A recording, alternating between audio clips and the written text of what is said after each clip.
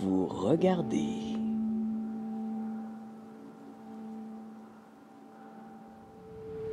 le résultat final de la chasse au diamant 2021. Ceci est la dernière partie des 3 épisodes.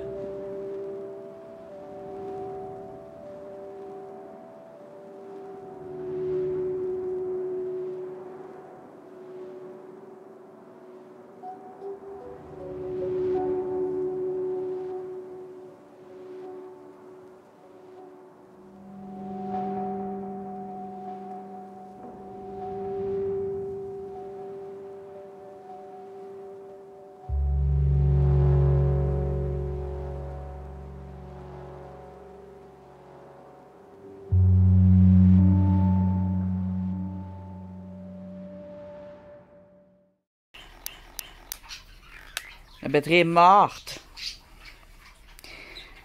Mais ça ressemble à ça. Et puis, tu vois, diamant, c'est DIA. Ça va pas nécessairement être du diamant, ça peut être du corindon aussi qui va là. Le quartz, il est entre 7 et 8. Puis quand ça dépasse 8, ou 8 et plus, c'est des gemmes. Alors, la ligne qui fait la différence entre un gemme et une pierre semi-précieuse, c'est la dureté. Alors, c'est pas vrai que toutes les pierres sont des gemmes. Ça, c'est complètement faux. En plus, j'ai appris ça. J'ai regardé une vidéo québécoise sur les pierres précieuses, supposée par des professionnels. Il y a un professionnel, un géologue, qui dit que toutes les pierres sont des gemmes. C'est complètement faux. D'ailleurs, c'est un géologue, c'est pas un gémologue. Alors, moi, je suis pas un gémologue, mais je sais très bien que les gemmes, elles doivent être dures. Dans les gemmes, t'as pas une grosse catégorie de gemmes. Alors, ce qui est catégorisé gemmes, c'est les pierres précieuses. C'est les pierres dures.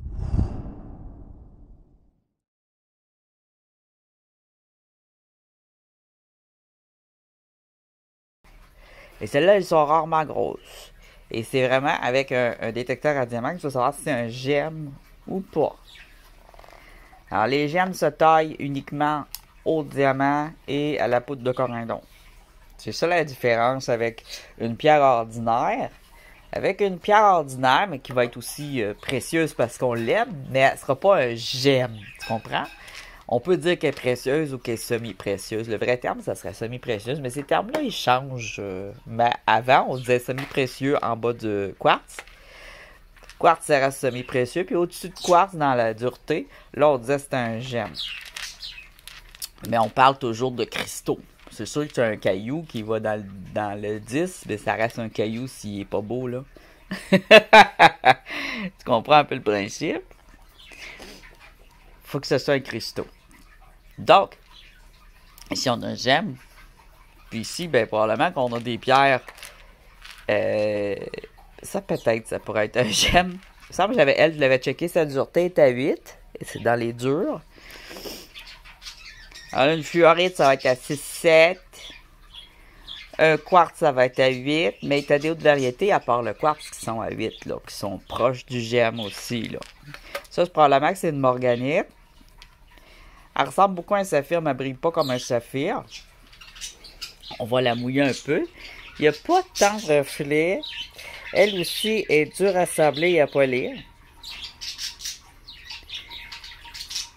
Après mes recherches, j'ai dit que c'est une morganite, mais je pourrais me tromper. Mais c'est pas une fluorite. Parce qu'une fluorite, c'est cassable, c'est fragile. Ça aurait pu être une fluorite. Mais selon mes recherches, ça serait plus une morganite par rapport à ses strates, son clivage.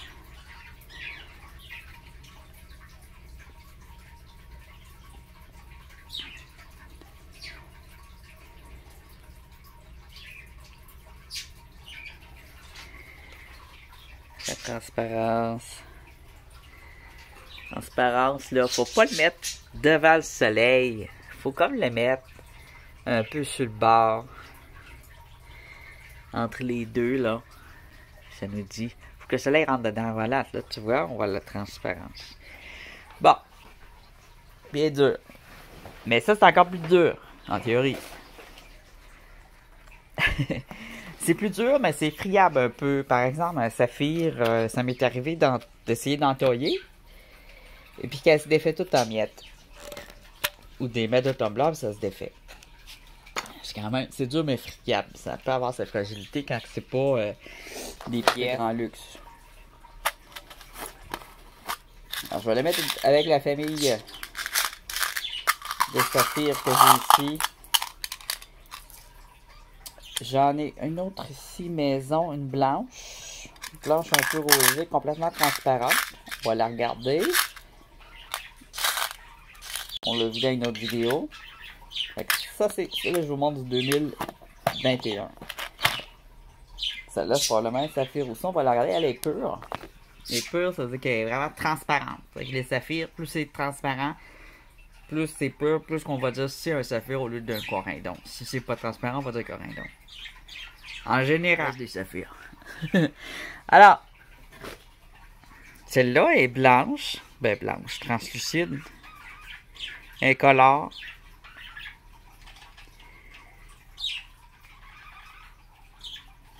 Elle n'a pas de citrate, ça arrive quand les saphirs sont très très purs. Ça se peut qu'il y ait moins de citrate un peu. Alors, je suis pas sûr que c'est un saphir, mais je l'ai mis là. Parce qu'elle brille beaucoup, regarde les reflets bleus. Un autre avec des beaux reflets bleus de malade! C'est trop beau! Mais ça peut aussi être un spinel. Ou être un topaz. Ou, ben, zircon, ça tire plus au jaune ou au brun. Ça peut être une autre pierre précieuse. Elle est très dure. C'est vraiment un gemme. Peut-être un diamant. On va la regarder au soleil.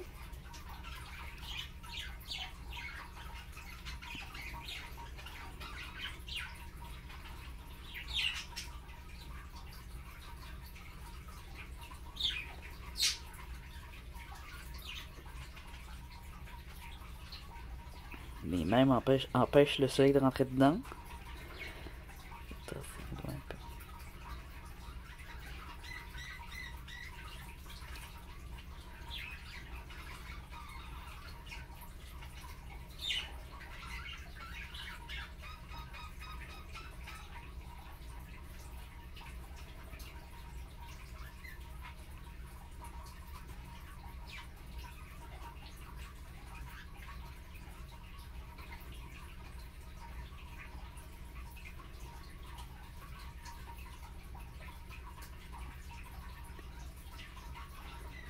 Pas de reflet ici. Oh! Ça là, faut pas le perdre dans le divan ou dans une craque ou nulle part. Alors pour les conserver, des petits pots de pilules, des pots de médicaments, des pots de maquillage, des petits pots de billes.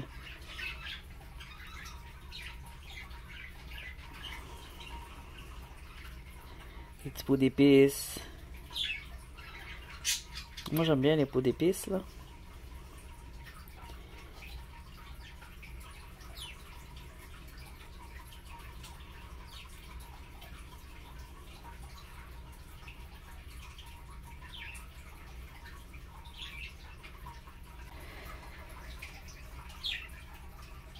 Elle commence à sécher. Ben, et sec, là. À sécher, mais ça brille quand même.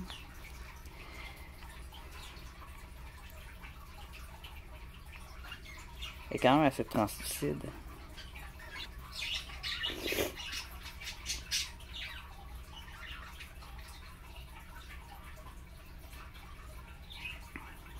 prendrai la loupe.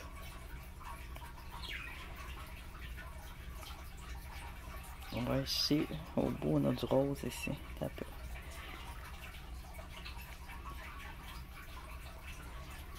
Voilà.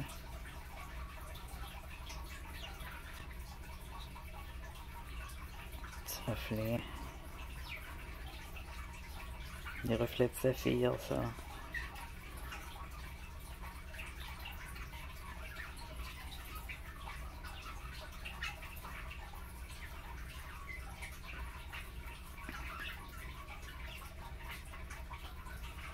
magnifique.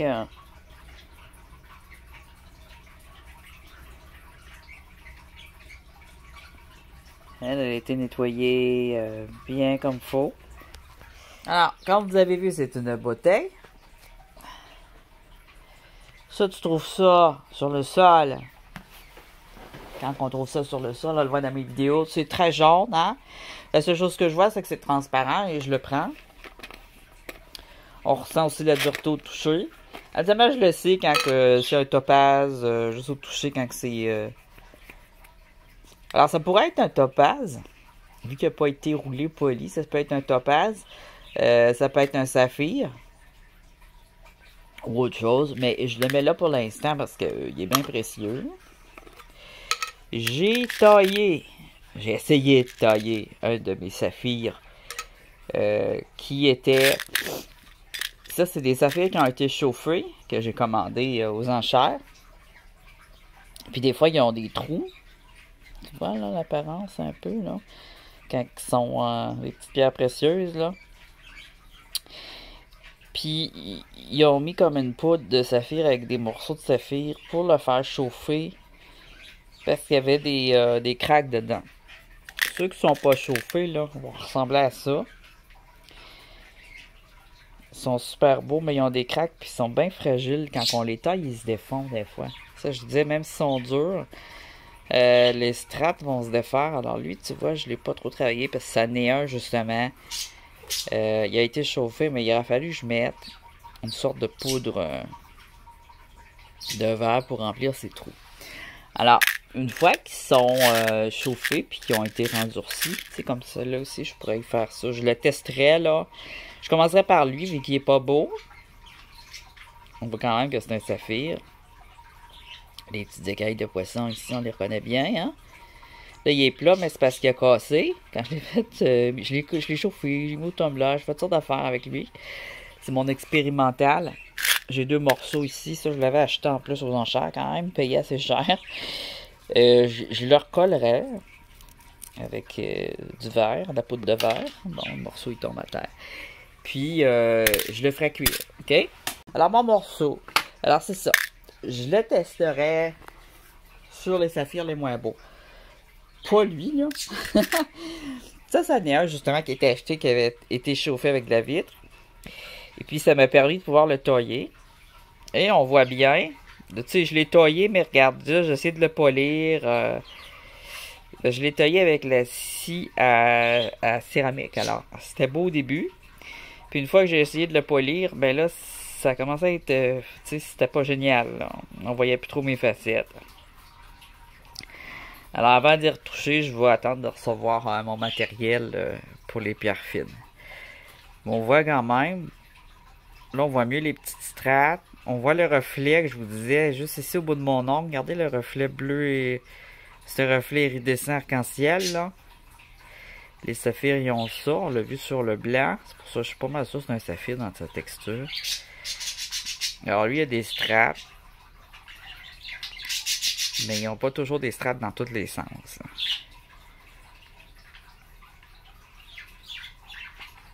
Une fois qu'il va être... les petites facettes vont être en place, là. Puis bien poli, on va voir au travers. Alors, lui, il est un peu mauve. Il y a du bleu dedans, du rose. Puis son centre, il est rouge. Il est vraiment exceptionnel. Puis, j'avais fait une petite forme maison, là. Je sais pas comment que ça s'appelle, ces petites maisons-là. Des... Je sais plus. Octagone. Octagone, hein? 1, 2, 3, 4, 5. Ouais, c'est un octagone. Wow. Minute papillon. C'est un pentagone. Il faut penser un Comme peu à ça, Washington. mais là, on le voit moins bien. Alors, j'ai fait un octagone, puis ensuite j'ai fait une facette. C'est en fait là, un pentagone. une là. L'octagone, ça, c'est 8 côtés. Et juste pour faire ressortir son centre rouge, puis tu sais, ma forme ici, t'étais pas géniale, là. En tout cas, c'est dur de faire les facettes avec une grosse lame de fou. Ça va être une émission probablement sur les facettes au moment où je vais faceter. Mais il faut que j'attende d'avoir l'équipement. Ok. Là, on a vu pour les saphirs. On avait aussi les petites émeraudes. Je voulais vous montrer les autres morceaux d'émeraude que j'avais. C'est des morceaux, hein. C'est pas... Même si une émeraude, là, ça vaut très cher. Même tout petit, c'est bon. Jetez-la pas parce qu'il est petit. Alors, on a vu une matrice avec l'émeraude. Ça aussi, ça a de la valeur, là. Ça vaut pas une fortune, mais ça peut valoir 60$ un morceau de même. Puis t'as des petites de même. Une fois fasté, ça, je l'ai pas payé cher parce qu'ils ont des défauts. On l'a vu, ils ont du brun. Ensuite, moi, les morceaux que j'ai, c'est ça, ça, ça. C'est des morceaux avec du vert. S'il y en a d'autres dedans, ils viennent de d'autres années, là. Cette année, j'ai pris ça, que j'ai dit, ouais, il y a du vert, je vais le mettre là, parce que probablement, ça après avoir taillé, puis vu que c'était, d'après mon truc de recherche, mon programme de recherche, j'ai dit, ouais, ça va être la couleur de la sorte de vert. J'ai des petits quartz qui briguaient beaucoup, puis qui ont du vert de même dedans. Alors, c'est du béryl. Ça ressemble beaucoup à du quartz, du béryl. Puis c'était des morceaux. Il faut vraiment regarder de proche. Tu vas voir des parties que c'est comme vert pâle, vert foncé. Puis c'est toujours un vert émeraude, le vert pan. Comme sur les pans. Ça tire un peu au bleu. Tu vois, gars, ici, il y a du bleu. Je sais pas si tu le vois. C'est ce qui me dit que c'est de l'émeraude. On a un petit peu de bleu marin ici, au bout de mon ongle, là. Spécial, hein? Alors, si c'était la stéatite qui le rendait verte, ou de la pyrite, ou de la tourmaline, ça serait pas des formes comme ça. Si tu vois des petits points, puis on a des petites taches vert bleuté foncé. Puis on a des parties où ce vert-là vient fondre. C'est comme s'il y avait une teinture foncée de vert foncé. C'est ce qui me dit que c'est une émeraude. Ben, il n'est pas pur, mais c'est de l'émeraude pareil. On a un autre petit morceau. Lui, il brillait vraiment beaucoup. Puis je savais pas trop le mettre. J'ai pensé à un saphir, mais tu vois, il est comme. C'est avec un flocon, là. Puis c'est drôle, ils sortent en flocons. C'est quasiment des flocons que j'ai qui ressemblent à ça. Puis il brille beaucoup. Il brille quasiment comme le saphir. C'est un gemme, ça aussi. C'est très dur. Mais il faut faire attention, c'est fragile aussi. Même si c'est très très dur, c'est friable. Puis le fait que c'est très dur, ça fait que ça brille beaucoup. Ouais, ici le morceau est là. C'est comme des morceaux un peu ensemble. Là. On voit le vert. Il y a du vert ici un peu plus foncé. Et ça, on a un bon morceau, mais il est moins foncé. Ici, on a un petit reflet bleuté au bout de mon ongle. On voit qu'il y a quand même un petit peu de bleu, tu vois, dans ce vert-là. Là. Ça tourne au turquoise un peu, l'émeraude. Alors, l'émeraude, c'est du béryl. C'est dans la famille des béryls.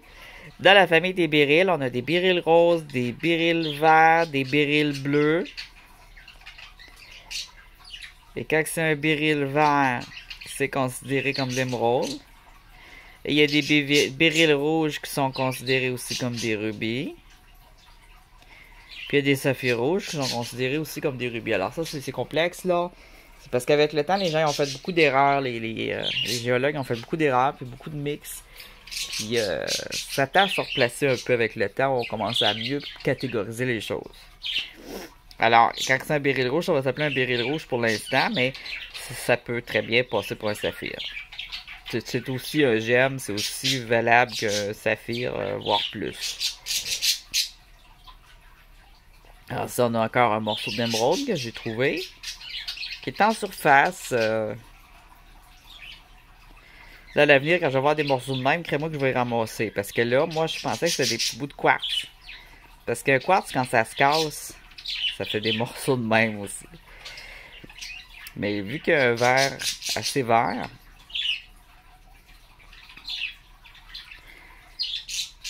ça nous dit que c'est de l'émeraude. On a une petite tache ici bleue. Un autre petit beau ici, bleu marin. Je me demande si ça, c'était pas ensemble au départ, puis qu'il a cassé. Ça se peut bien. Parce qu'ils se ressemblent beaucoup, ces deux-là. Ça pouvait être... j'ai l'impression que je les avais pris en même temps, puis que c'était peut-être des morceaux cassés qui étaient ensemble comme ça. Ça se peut que c'est quelqu'un qui ait pris de l'émeraude, puis que ça, c'était comme son restant, là, qu'il n'a pas gardé.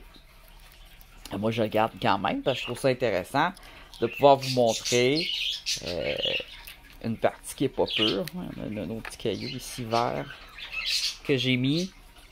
Mais je suis pas sûr si c'est une émeraude. On va regarder ça. Il est tout petit, hein. Il brille beaucoup, mais c'est pas un verre d'émeraude, ça. Mais il brille comme un béryl. Il est très dur. Regarde ça ici. Mais c'est pas de l'émeraude parce que c'est pas le même verre. C'est un verre kaki, ça ici.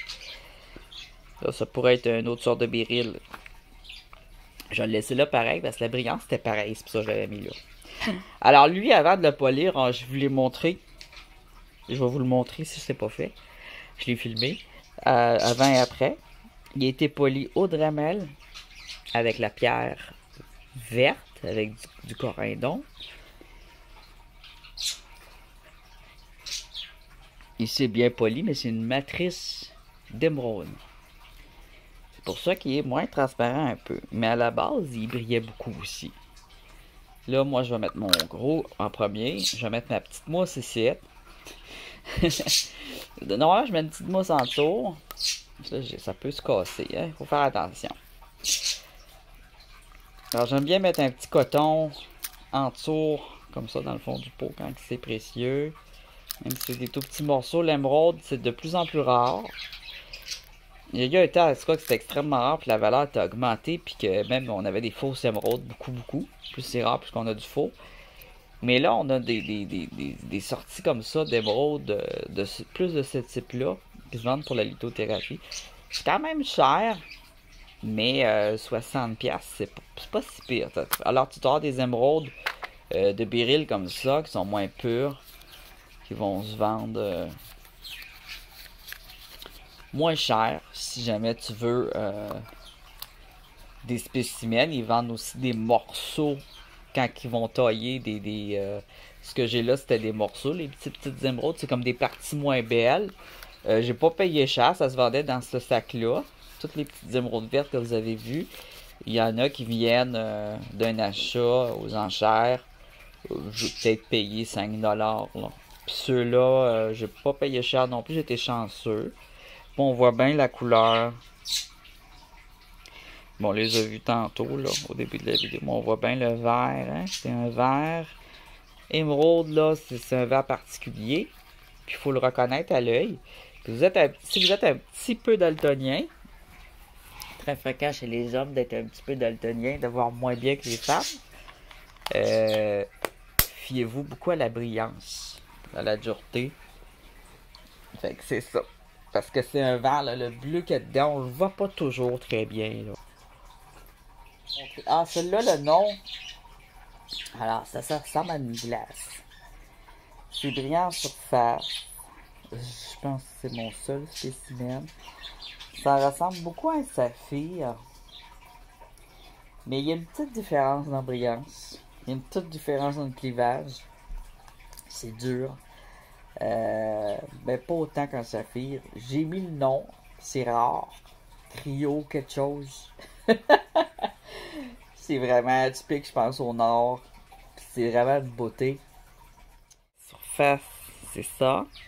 C'est comme de la neige. Au nord, là, tu vois ça sur le sol, puis tu penses que c'est un morceau de neige.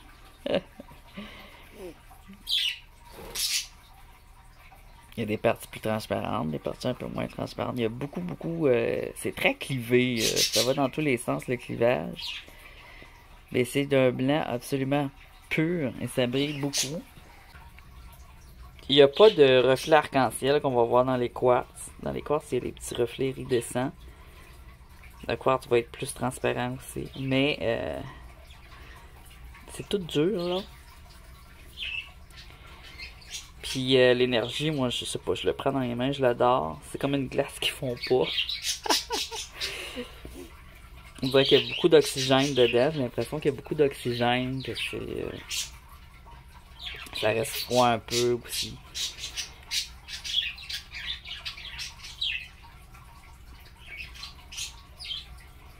Regarde la belle surface, là. Tu vois? C'est une beauté. Ça brille bien. Ça brille plus que la morganite ici. La morganite est comme plus opalescente un peu. Faut dire que si j'ai mis un peu de tumbler, là, je l'ai sablé un petit peu, voir comment elle réagirait. Morganite, c'est rose. C'est une pierre précieuse rose. C'est assez dur aussi.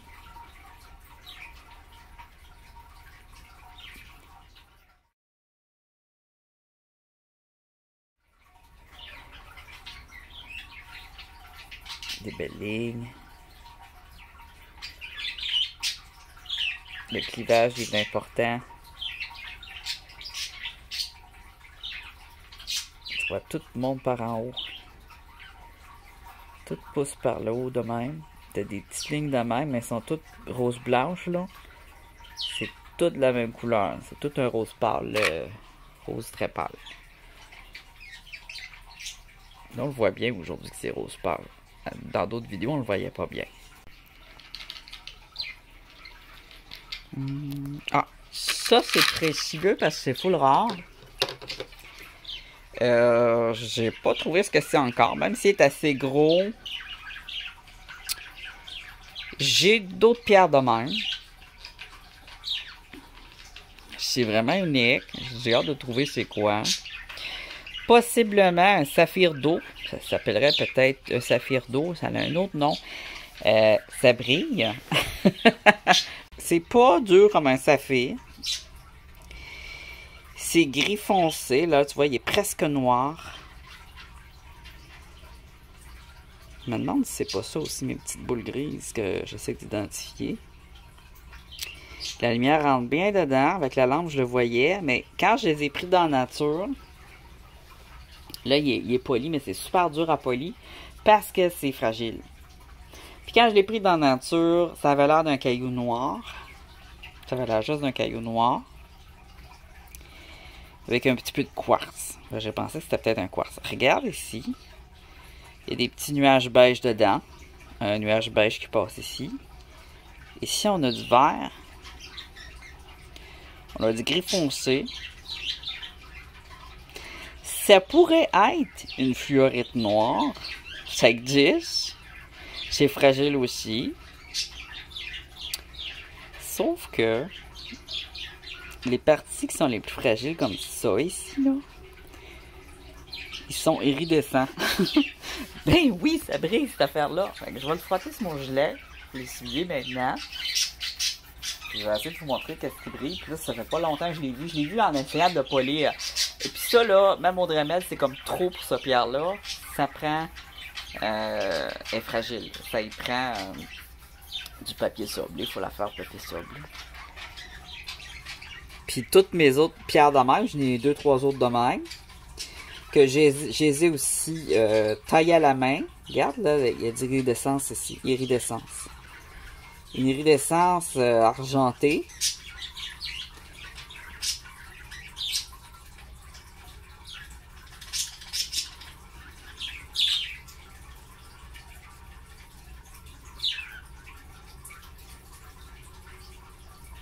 Puis elle apparaît juste quand j'arrive à faire une finition. Puis ça, faut vraiment le faire à la main. On a du vert ici.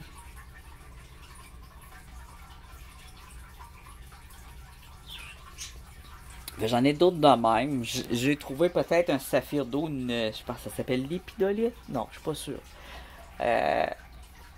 C'est des pierres peu connues, mais dans certains milieux, ils vont les connaître et vont les aimer. Je pense que ça peut être des très bonnes pierres pour la lithothérapie. Quand j'aurai vraiment le nom exact, puis je vais réussir à la tailler comme il faut. Faudrait pas l'échapper. Regarde, ça brille. Ça brille!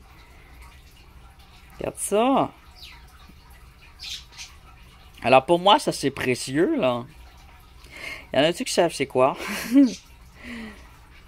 Tu vois, il y a des lignes beige. J'en ai taillé, là. Je pourrais vous les montrer qui ont une plus belle taille que ça. Mais c'est fait à la main. Ils sont taillés à la main. C'est extrêmement long à tailler. Mais c'est des beautés. Je les aime. Je les aime vraiment beaucoup. Puis, c'est cela. C'est comme argenté ici, tu vois. Il y a des parties argentées. C'est la première fois que je remarque qu'il y a des parties argentées. Alors, j'ai d'autres modèles de même. Puis, j'ai une pierre. J'ai une pierre à quelque part, là, j'en ai d'autres comme elle, mais elle est comme plus pure et petite. Elle ressemble à ça, sauf qu'elle est dure comme un topaz. Elle doit être à quelque part ici. Où es-tu? Où es-tu? On dirait une petite chose de film d'horreur, là. On dit ça. Où es-tu? Ah, elle est là. Faut que je vous la montre. Alors ça aussi, je suis en train d'essayer de l'identifier encore. Je vais vous la montrer à sec. Elle n'est pas taillée parce qu'elle est tellement dure que ça prend du diamant pour la tailler. Alors je pourrais la tailler avec même enlever ça ici, cette partie-là. J'ai d'autres pierres comme ça, sont grosses, sont dures. C'est beaucoup plus dur qu'un quartz. Puis ça, c'est un petit morceau qui est tout beau. Par rapport à mes gros morceaux, des fois, il y a de la rouille dedans. Lui, il n'y a pas de rouille, il n'y a rien. Regarde la couleur!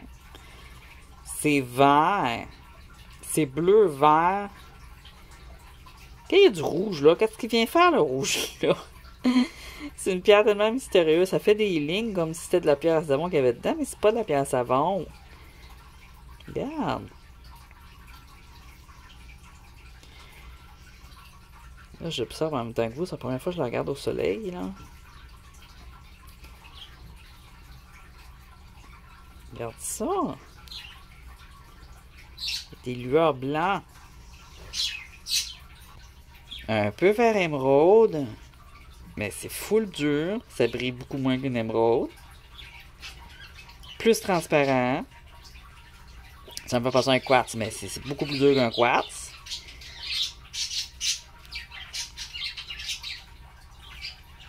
Alors peut-être de topaz noir, ça existe. Ça existe des topazes noirs, mais ils sont pas de même. Alors j'ai sûrement des gens qui connaissent ça. Ça se peut pas assez beau. Fait que c'est sûr qu'il y a quelqu'un qui connaît ça à quelque part. Je vous le dis, c'est très très dur, là. C'est plus dur qu'un quartz. Je pense que ça allait jusqu'à 13. C'est pas un diamant. C'est une beauté. Regarde, là, quand la lumière passe dedans, il y a comme des dessins dedans, des fantômes qu'on appelle. Des inclusions. Ça pourrait être une inclusion, mais elle est comme à l'extérieur. Alors je me permettrais de l'enlever. Puis, j'ai d'autres spécimens de même. J'en ai un qui est tout gris. Complètement gris. J'en ai un qui est comme avec de la rouille dedans. Et mon fils me dit, prends-le, ça va être ta meilleure pièce du monde. Ça vaut du cash. Puis j'en ai un, puis il y a des petits brillants aussi. Puis il y a du fer. Puis j'en ai un autre qui est exactement comme celui-là, mais plus pâle. Plus vers le gris un peu. Lui, il est plus vert. L'autre, il est comme plus gris bleuté. Je sais pas encore c'est quoi, mais je vais le trouver en me commandant des spécimens de pierre qui ressemblent. Puis on va réussir à savoir c'est quoi. Il y a beaucoup... Mais c'est sûr qu'il y en a quelque part qui en prennent de ces pierres-là parce que c'est beau. C'est beau. Puis ça, c'est un petit modèle que je trouve vraiment chouette. Alors, j'ai là-dedans, là, c'est dur pareil. Ça peut être de la topaze, c'est quasiment la même affaire. Même dureté que ça ici. Celui qu'on a vu au début là avec un. Lui aussi il y a un ghost dedans.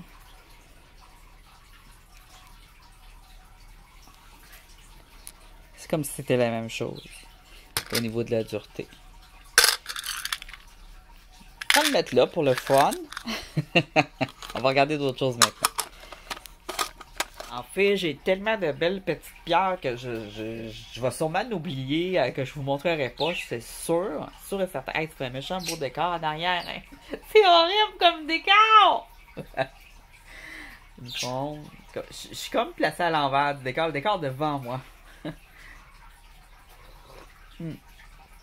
Bah, de toute façon, mon orchidée, elle commence à sécher, elle a fini sa floraison. Là, j'ai le hibou ici, puis là, j'ai du lavage. Fait que d'un bord ou l'autre, c'est pas trop ça. Mais je trouve ça le fun, moi, quand je regarde une vidéo qui a un beau décor à l'arrière. Puis moi, j'ai tout ce qu'il faut pour faire des beaux décors à l'arrière, mais je suis toujours tourné vers. Je pourrais faire attention à ça, regarde. J'ai un tableau de droite là, c'est juste de changer de bord. Je voulais avoir le soleil, ça, la fête c'était là, puis au niveau du soleil, j'aime bien, regarde, c'est comme si j'ai de la lumière qui sort de ma tête. N'importe quoi. Ok. Là, je vais vous montrer d'autres choses. Puis comme j'ai dit, je montrerai pas tout parce qu'il y a des cristaux de belles pierres. Puis que, tu vois là ici, j'ai un petit quartz tout petit, tout joli, il est dur. C'est pour ça que je sais que c'est pas une fluorite. Même si tantôt j'ai sorti des fluorites qui étaient pareilles. En apparence, avec des petites lignes rouges dedans. Lui, il est plus dur. C'est un quartz. Si je le mouille, il devrait avoir ces petits reflets arc-en-ciel sur le beau soleil. On va regarder ça.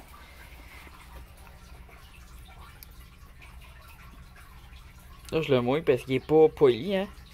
Il est plus dur, donc j'ai eu de la misère à le polir.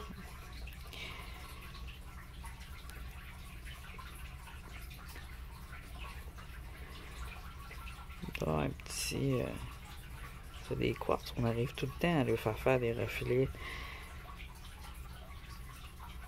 Mais bon. Je suis pas assez proche non plus.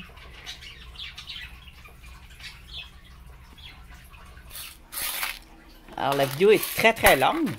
Je vais passer tout de suite au possible diamant. Puis on va finir avec ça.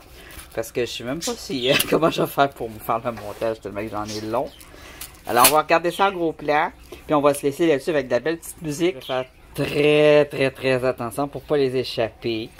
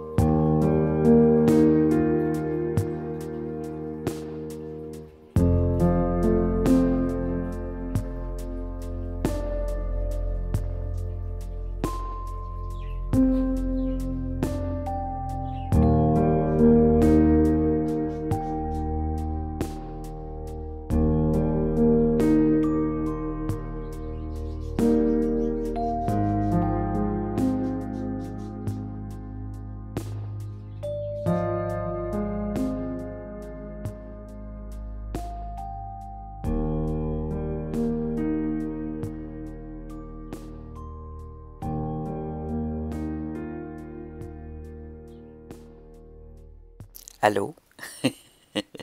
Êtes-vous en train de dormir? Alors, je pensais à ça tout en faisant mon montage. J'ai envie d'aller dans la nature pour faire une vidéo juste de son. De son de cailloux, de nature, avec pas trop de vent, vraiment avec du top qualité visuelle et son pour se relaxer. Juste ASMR, mais concentré minéraux. Je sais, on me l'avait déjà demandé, hein, je ne l'ai pas inventé. C'est une demande d'un abonné. Ça me tente de le faire. Bon, une petite pause. Hein. Ça, c'est bon. Ah, t'es où?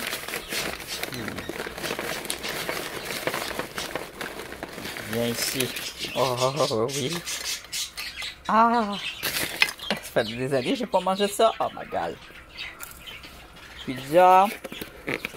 Maintenant. Bon. Il y en a une au poulet et une PG. Ah, voilà. Oh oui. Oh oui. Elle est très bonne celle-là. L'eau chaude. Une petite pizza cuite sur la pierre. Oh oui. Ça donne un bon goût à la croûte. J'ai rendu qu'au dépanneur, les pizzas congelées sont plus chères que ceux des restaurants, alors je vais pas me casser la tête. Fait que là, ça va être un petit délice, ça. Tant mieux si je vous donne faim, alors mes émissions... les émissions donnent faim souvent, c'est comme ça. Oh, que ça a l'air bon. Oui, oui. Ah non, ça a tombé dans mon trou de... Non, mais là... Mon appétit est infini. Hein? Ça a tombé dans le trou du divan. Non, tu peux pas tout manger. Il faut que je prenne une fourchette. Ça, une pizza, là, quand tu manges ça avec tes mains, c'est parce que... Oh, ouais.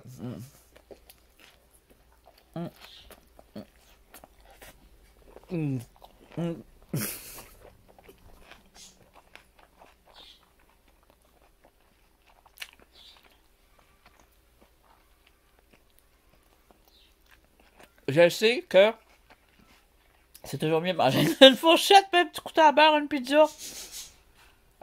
C'est ça que ça fait. Les pizzas, on aime ça de les manger avec nos mains, mais... J'ai pas avec dents droite, alors quand j'arrive pour le couper, ça coupe pas. Je me ramasse avec tout le fromage dans ma gueule. Même moi, on dit que ça goûte bon. Bon, ok. Je vais attendre que le soleil revienne pour qu'on ait un beau visuel sur la suite des cristaux. Vous allez voir. Il y a les petites mini émeraudes, mais bon, c'est pas ça vraiment que je pense qui va vous rendre... Mais vous allez voir, vous allez... On n'a pas fini de... On n'a pas fini de dire... Ouah!